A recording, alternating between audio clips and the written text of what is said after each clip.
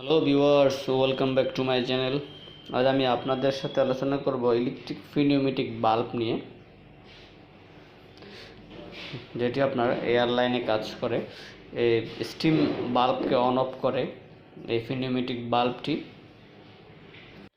অনেকে জানতে চাইছে যে নিউমেটিক বাল্বে কীভাবে কাজ করে, তো আমি আজকে এটি নিয়ে আলোচনা করব। দেখতে পাচ্ছেন দুটা এয়ার লাইন লাগানোর পয়েন্ট, একটা হলো এয়ার ইনপুট, একটা হলো air output, air pressure gas, এবং এখানে ইনপুট পাওয়ার কানেকশন করতে হয়।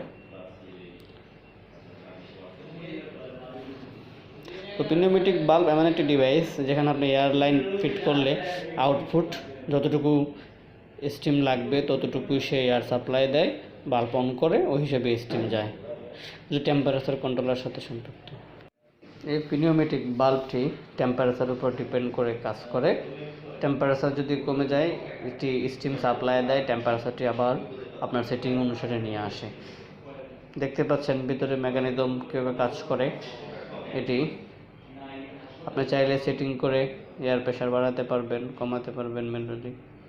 তো ভিউয়ার্স, ইলেকট্রিক নিউমেটিক বাল্ব এভাবে তার কাজটি সম্পাদন করে থাকে। এটি বিস্তারিত অন্য আরেক সময় আরেকটা ভিডিওতে আলোচনা করব, কীভাবে এটি সেটিং করা হয়, এয়ার প্রেশার সব নিয়ে আলোচনা করব। আর ভিডিওটি দেখে ভালো লাগলে, উপকার আসলে অবশ্যই চ্যানেলটি সাবস্ক্রাইব করবেন, পাশে থাকবেন।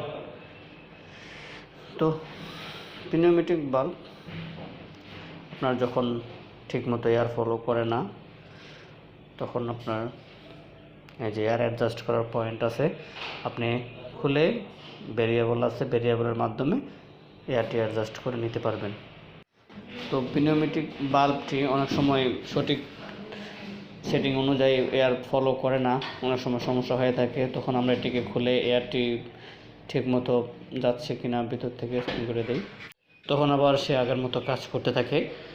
এই স্প্রিংয়ের মাধ্যমে এটি ভেরিয়েবল দিয়ে যখন আপনি স্প্রিংটা লুজ দিবেন তখন এটি এয়ার ফলোটা বেড়ে যাবে, যখন এটি টাইট দিবেন তখন এয়ার ফলোটা কমে যাবে।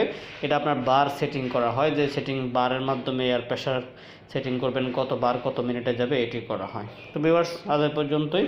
অন্য আরেকটি ভিডিওতে আরও অনেকভাবে আলোচনা করব।